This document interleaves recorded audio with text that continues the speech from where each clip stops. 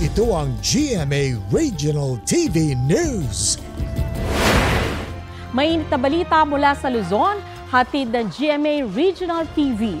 Isang Chinese dredging vessel na may sakay ng mga Pinoy at Chinese ang tumaob sa Rizal Occidental, Mindoro. Chris, kamusta ang search and rescue operation dyan? Sandra, isang tripulanteng Chinese ang nasawi habang nailigtas naman ang 14 na Pilipino at Chinese mula sa 25 tripulante ng barko. Sa kuha ng ilang residente, huli cam ang pagtaob ng Chinese vessel pasado alas 5 ng hapon kahapon sa barangay Malawaan. May dalang buhangin ang nasabing barko na pinapatakbo ng 13 Pilipino at 12 Chinese.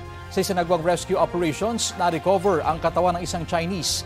Idineklara siyang dead on arrival.